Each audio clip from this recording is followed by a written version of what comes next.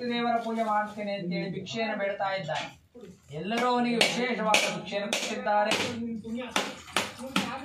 ಪೂಜೆಗೆ ಬೇಕಾಗಪಟ್ಟಂತ ಎಲ್ಲ ಸಾಮಗ್ರಿಗಳನ್ನು ಸಂಗ್ರಹ ಮಾಡಿ ಶ್ರದ್ಧಾಭಕ್ತಿಯಿಂದ ಅರಳಿ ಮರದ ಕೆಳಗೆ ಕೂತುಕೊಂಡು ಒಂದು ಕುಂಭವನ್ನ ಪ್ರತಿಷ್ಠಾಪನೆ, ಮಣ್ಣಿನ ಗಡಿಯನ್ನು ಪ್ರತಿಷ್ಠಾಪನೆ ಮಾಡಿ ಪೂಜೆಯನ್ನು ಮಾಡ್ತಾನೆ. ಬಹಳ ಮನಸ್ಸಿಗೆ ಆನಂದವಾಗಿದೆ, ಸಂತೋಷವಾಗಿದೆ.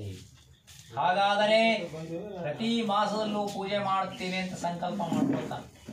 ಅದೇ ಪ್ರಕಾರವಾಗಿ ಪ್ರತಿ ಮಾಸದಲ್ಲಿ ಪೌರ್ಣಿಮಾ ಸಂಕ್ರಾಂತಿ ಪರ್ವಕಾಲದಲ್ಲಿ ಸ್ವಾಮಿಯ ಪೂಜೆಯನ್ನ ಶ್ರದ್ಧಾ ಭಕ್ತಿಯಿಂದ ಮಾಡ್ತಾ ಬಂದಿದ್ದಾನೆ.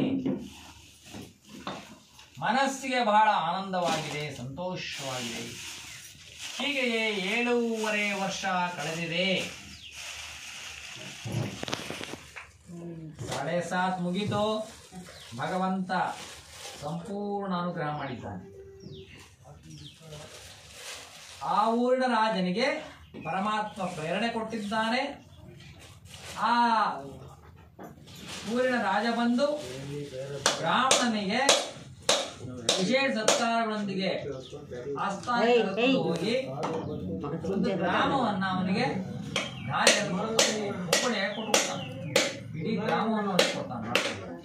ಇನ್ನು ಈ ಗ್ರಾಮದಲ್ಲಿ ನೆಲೆಸಿ ಪೂಜೆ ಪುನಸ್ಕಾರ ಮಾಡ್ತಾ ಜನರ ಕಲ್ಯಾಣವನ್ನು ರಾಜ ಆದೇಶ.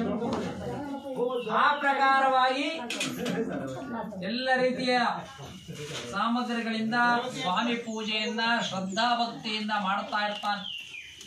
ಆ ಸಂದರ್ಭದಲ್ಲಿ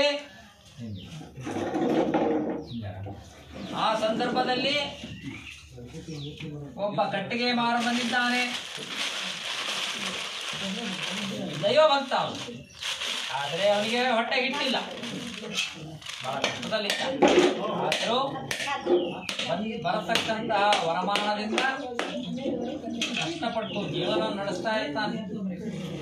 ಬ್ರಾಹ್ಮಣನ ಪೂಜೆಯನ್ನು ನೋಡಿ ಅವನಿಗೆ ಅನಿಸುತ್ತೆ,